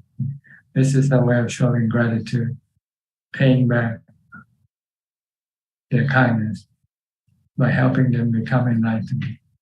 If you don't ordain, then you won't become enlightened yourself. So you won't be able to make your parents enlightened either. I see. So that's what it means when in Thai tradition for male at the age of 20 to become a monk. But they don't only do it as a ritual because after 3 months they disrobe. Yes. And they haven't yet become enlightened, so they couldn't help their parents when they need to. Okay, Ajahn. So it means as a lay people, if we become enlightened too, we are becoming a monk. It's also a way to show gratitude to our parents. Well, it's not easy to be a layman and become enlightened. It's almost impossible. I see, Ajahn. Because you don't have the conditions. Except if you are somebody extraordinary, then yes, maybe you can become enlightened as a layman. But for most laymen, they cannot become enlightened. I see, Ajahn. Okay. And then actually I realized something, Ajahn, after the ordination program ended, and then I actually practiced meditation longer than before, and then I practiced the Anapanasati, reciting Buddha in my mind, and then I just realized that something I have learned before, but I experienced it myself. So in Abhidhamma, we know that the object that we caused by our eye, our ears, and the other is actually different from our perception. I just realized this when I go to the temple, when one of the followers served tom yum to the Thai monks, and then I just realized that how could the monks taste the tom yum very nice or delicious, while I actually do not quite like the Thai foods. So I think the external things, the external objects is actually separated from the perception that we have. So because our brain is trained to perceive this thing as nice or delicious. So if we have trained ourselves to be mindful, then any external object would not actually matter. So if we are mindful, actually what makes us happy or suffering is only our mind. I just realized this, Ajahn. That's right. That's right. So yes, when you're happy inside, then you don't need the thing outside to make you happy. Yes. So you can leave them alone. So even from a single thing of tom yum, I just think, oh, how could we very affected by external factor, like when we taste this food, actually it's the same food, but when it is tasted by different people, it will give different perception. So some even some event can be considered as happiness to someone, but the other thing may have considered it as a bad thing.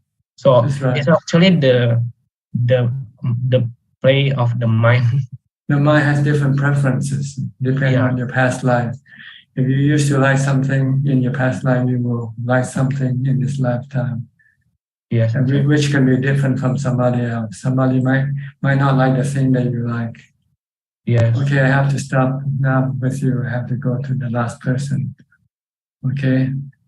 Claudia Schweiner from Germany. You've been here for a long time, but you've been keeping running all over the screen. What happened? Hello. Hi, how are Good you? afternoon from Switzerland today. Are you still in Switzerland? Okay. Yes, yes, we are in Basel today, and I'm fighting with the technique at the tablet because at home in Germany I use my personal computer, and this tablet makes me crazy.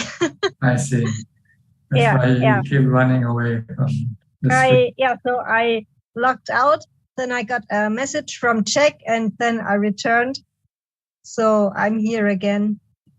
Okay, how long are you gonna be in Switzerland before you go back to Germany?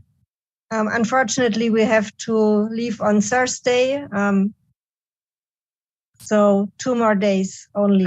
And back to work on Monday. Yes, back to work on Monday. Yeah, but it's a wonderful stay here in Switzerland, and I feel so blessed that I was able to meet Kenneth, and that he took us to the monastery. It was such a beautiful place, and I enjoyed it so much. I felt like it was like heaven on earth. It was beautiful. Yes, the picture looks real beautiful. Yeah. And I also wanted to tell you that your advice from 2 weeks ago helps very much.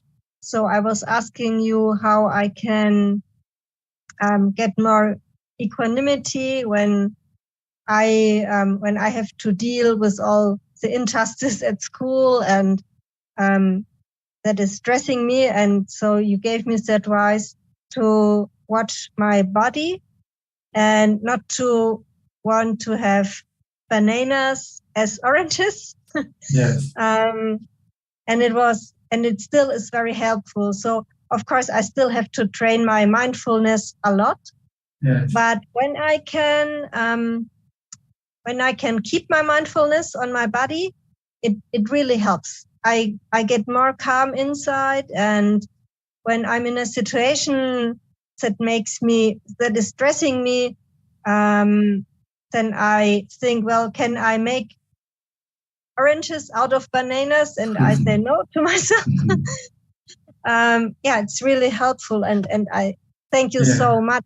So I hold my tablet with both of my hands, so I can't talk with you. Okay. I'm sorry I can't talk with you the proper way, but this tablet it's my teacher in patience. I'm sorry that I can't talk with you the proper way now. No, you're doing okay. You're doing okay. All right. Is that all you like to say for now? Yes, for now it's all I want to say, and I hope to see you again on March 7th. Okay. Hope you have enjoyed the rest of your holiday. Yes, I will. Thank you so much. Okay. You're welcome. We'll go to Facebook now for our final questions. There are 3 questions from Facebook, Ajaan. The first question from To Tang Ping.